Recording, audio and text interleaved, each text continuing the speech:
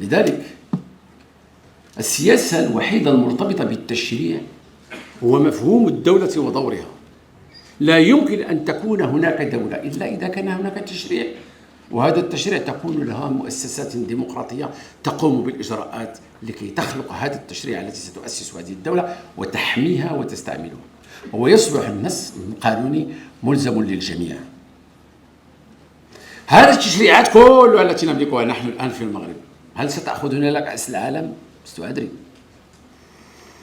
هل سنطلب عقد الزواج لمن يدخل إلى الفنادق؟ لست أدري. ذاك اللاعب البرتغالي الشهير عنده 3 الأولاد، سميتو رونالدو، عنده 3 الأولاد، ما عنده عقد الزواج، نهار يدخل للرباط يقولوا له اعطينا عقد الزواج، من يجيبها لهم؟ غادي تقول واحد الالماني غادي يلعب الكره ضد واحد البريطاني، ما خصكش تكون سكران في الشارع، هذوك بعدا كاع ما كيكونوا فايقين، ديما سكرانين. غادي تطبق عليه النص الجنائي وانت غادي لكاس العالم. خاص تقرر، الا بغيت تجيب كاس العالم خصك تجيب كلشي اللي معاه، ما بغيتيش هذا الشيء ما ديرش كاس العالم وهنينا، ودير الزاويه ودير السلكه وهنينا. ولكن الان تحملنا المسؤوليه الدوليه باش نديروا هذا الشيء. بغينا نديروا المساواه والمناصفه، ومن حتى نتكلموا على مدونات الاسره كلشي تيقول لك مشيتي بعيد. شنو هو اللي مشيت بعيد؟ عطيونا شنو هو اللي مشيت بعيد. وهذاك الشيء المساواه ديال المراه والرجل ما خصهاش تكون. كيفاش غادي تكون؟ راه الفريق الكره ديال النساء حتى هو كيلعب الكره بحال الفريق الكره ديال الرجال، بحال كيديو الكاس كيديو الفلوس كيديو الفلوس، كيلعبوا 90 دقيقه 90 دقيقه، تما المناصفه والمساواه. ومن حيث تجي الحقوق ما كايناش. وهذا نقاش اخر. ما سمعته حول موضوع مدونه الاسره العذاب المبين، لانه اسمحوا لي واخا احنا رجال، الانسان المغربي يعيش تناقضا غريبا، يؤمن بحريه المراه وبالمساواه ولكن لا يريد ان تكون في القانون. يؤمن بان زوجته او اخته يجب ان تكون في موقع اكبر، ولكن في هذا الحدود، الاخريات لا. يريد ان تكون له علاقات خارج الزواج ولكن اخوته وامه لا. يعني هذه الازدواجية، أنه إذا سألت مغربي ما هي مكانة زوجتك عندك يقول لي هي نصف حياتي وقدمت لي خدمات ولولاها ما وصلت إلى ما وصلت. حسنا، وضعنا نصا قانونيا نقول فيه إن للمرأة الحق في جزء من ثراء الرجل، لأن حينما كان يشتغل خارج البيت هي داخل البيت كانت تشتغل كذلك، ليحدد لها جزءا من أمواله إذا طلقها أو مات أن تكون لها قبل أن يتم توزيع الإرث. قال لك لا ما يمكنش. كيفاش؟ وين الله قلتي لنا راه هي خلقاتك وعاوناتك ودرتي. قلنا له ودي راه الطفل راه خصو يبقى في حضانه امه. قال لك هي لان امه غتعطف عليه مزيان شكرا، وراه بغات تسافر به. لا ما تسافرش به، لان غير مؤهله باش تسافر معاه، ومؤهله باش تغسل له وتصيفطوا للمدرسه وتقريه وديروا. عشت واحد المرحله ديال الازدواج في مدونه الاسره لا تتخيلونها.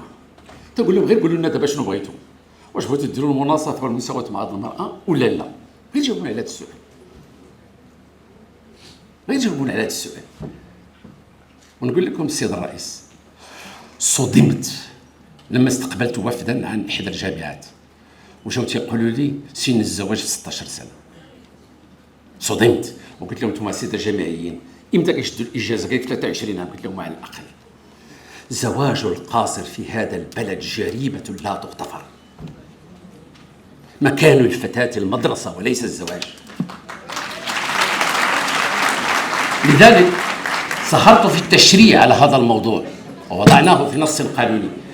ربما في شهر 10 وفي شهر 11 ربما واحد منكم سيكون وزيرا وسيدافع عن هذا المشروع، ولكن كان سأختم لأنه لا أريد أن أطيل أكثر مما أطلت، لأنه سأقول المصائب إذا تركتموني أتكلم. أنتم الشباب ستكونون غدا وزراء. ما تعتقدون أنها صعبة؟ ما تعتقدون صعبة؟ هي أسهل مما يكون.